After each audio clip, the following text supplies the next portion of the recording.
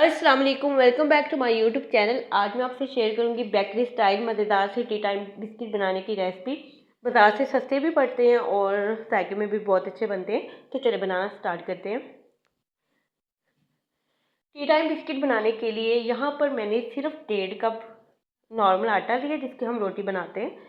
तो बिल्कुल भी मैदे का मैं यूज़ नहीं कर रही। और 4 टेबल स्पून इसमें भर के मैंने ऐड की है चीनी, पिसी हुई चीनी है। और बेहतर है कि दोनों चीज़ों को आप अच्छी तरह से छान लें। और साथ ही इसमें मैं ऐड करूँगी 1 टीस्पून भर के बेकिंग पाउडर।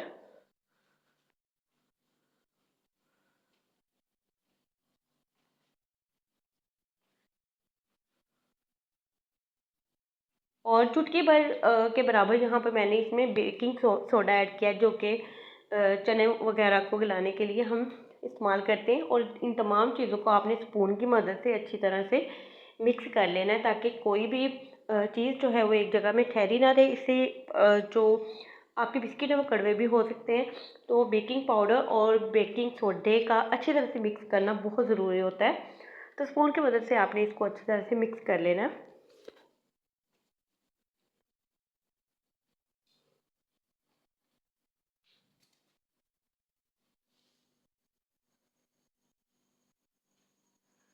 तो तमाम चीज़ों को मैंने यहाँ पर अच्छी तरह से मिक्स कर लिया था। और यहाँ पर मैं इसे घी के साथ बना रही हूँ, बटर मैं इसमें ऐड नहीं कर रही। आप चाहें तो ऑयल भी इसमें ऐड कर सकते हैं, लेकिन घी के साथ ये बहुत मज़े के बनेंगे। 4 टेबल स्पून भर के मैंने इसमें घी के ऐड किए। और बिल्कुल भी मेल्टेड नहीं है, ना ही मैंने इसे गर्म किया। बस जैसे नॉर्मल ये बाहर रखा होता है तो ऐसा ही घी आपको चाहिए यहाँ पर। तो 4 टेबल स्पून मैंने यहाँ पर घी ले लिया था।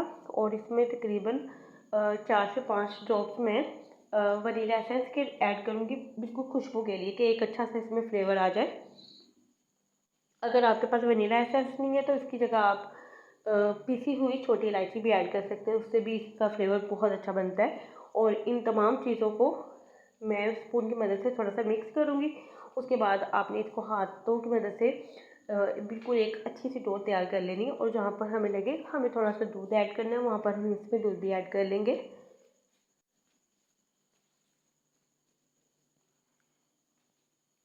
तो यहाँ पर तमाम चीज़ों को मैं दोबारा से बता देती हूँ। 1.5 कप मैंने यहाँ पर आटा लिया, नॉर्मल आटा रोटी वाला। और 4 टेबल स्पून भर के मैंने इसमें चीनी ऐड की थी। और 4 टेबल स्पून भर के ही मैंने यहाँ पर घी का यूज़ किया है।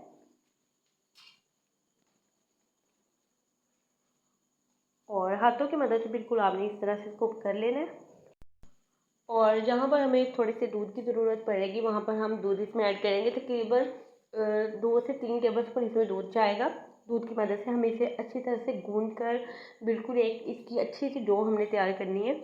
ना तो बहुत ज़्यादा हार्ड रखना है और ना ही बहुत ज़्यादा हमने इसे सॉफ्ट रखना है। तो यहाँ पर मैं थोड़ा सा इसमें दूध ऐड करूँगी। एकदम से सारा दूध आपने इसमें ऐड नहीं करना, तकरीबन 2 टेबल स्पून के बराबर मैं इसमें ऐड करूँगी। और हाथों की मदद से आपने इसको मिक्स करते जाना है।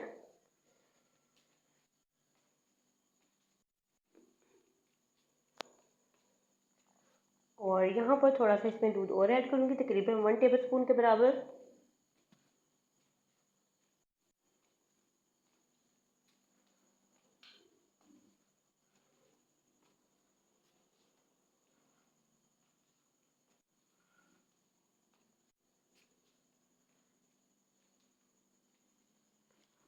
और 1 टेबल स्पून मैंने इसमें और ऐड किया है। टोटल यहाँ पर तकरीबन 4 टेबल स्पून के बराबर दूध गया है। और इसको हाथों की मदद से आपने दबा दबा कर अच्छी तरह से इसकी एक डो तैयार कर लेनी है। बिल्कुल सॉफ्ट सी डो होनी चाहिए, ना तो बहुत ज़्यादा हार्ड हो और ना ही बहुत ज़्यादा सॉफ्ट हो। तो बस हाथों की मदद से इसे अच्छी तरह से समेट लेंगे। और कोई भी जो इसके आटे के ज़रे हैं, ज़रात हैं, वो आपके बाउल में नहीं होने चाहिए। बिल्कुल कोई भी चीज़ को आपने वेस्ट नहीं करना। और चाहे तो इसे 5 से 10 मिनट आप रेस्ट के लिए भी रख सकते हैं, वरना आप इसे फ़ौरन भी आप इसके बिस्किट बना सकते हैं। तो जिस ट्रे में आपने बिस्किट को बेक करना है उससे पहले से आप कोई भी पेपर लगाकर बटर पेपर लगा लें या न्यूज़पेपर लगाकर हल्का सा घी से ग्रीस कर लें। और हम इसे विदाउट ओवन बनाएंगे तो पतीली को आपने प्री हीट कर लेना है तकरीबन 10 से 15 मिनट पहले। और जब हम इसे बेक करेंगे तो मीडियम आंच पर आपने इसको तकरीबन 20 से 25 मिनट के लिए आपने बेक करना है।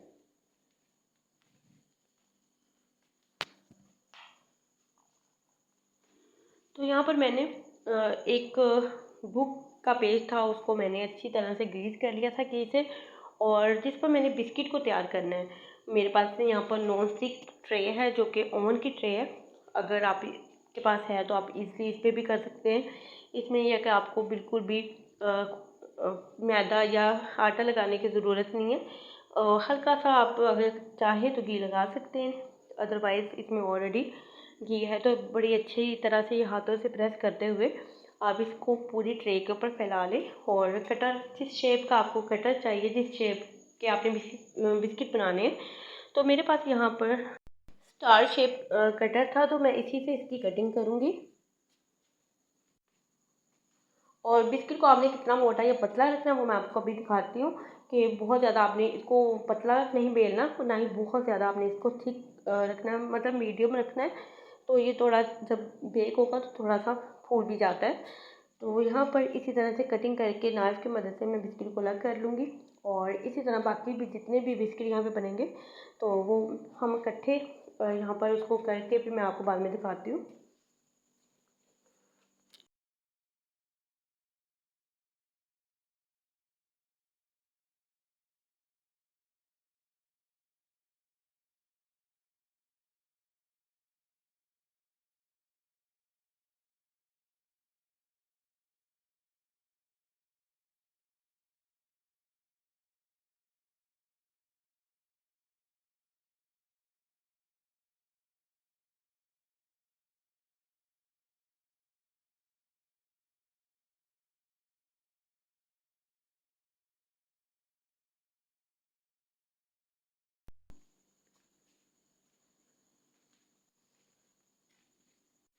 तो यहाँ मैंने काफ़ी सारे बिस्किट बना लिए थे। अभी भी इसकी दो जो हाफ़ है वो मेरे पास रखी हुई है, इसे मैं दोबारा भी बेक करूँगी, क्योंकि एक दफ़ा में इतनी ही ट्रे में बिस्किट आए थे, तो बहुत ज़्यादा आपने उसे बहुत ज़्यादा बिस्किट के साथ पुर नहीं कर देना, इससे आप के जो बिस्किट है वो चिपक भी जाएंगे आपस में। तो यहाँ पर थोड़ा सा इसको खूबसूरत बनाने के लिए मैं इसके ऊपर अंडे की जर्दी लगा दूँगी ब्रश की मदद से, और साथ ही मैंने यहाँ पर तिल लिए। और अगर आपके पास तिल नहीं है, ड्राई फ्रूट आप लगाना चाहते हैं वो भी लगा सकते हैं, बादाम लगा लें या कुछ भी आपको जो पसंद है। और अगर नहीं लगाना चाहते तो आप सिंपल भी इसे बेक कर सकते हैं।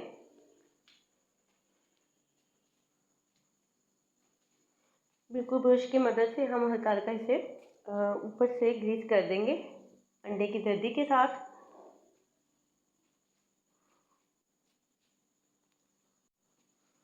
और बिल्कुल हल्के हल्के से थोड़े थोड़े से यहाँ पर मैं तिल इस पर खिला दूँगी, ताकि जब ये बेक हो तो बहुत ज़्यादा देखने में खूबसूरत लगेंगे, और तिल के साथ इसका टेस्ट भी बहुत अच्छा बनता है।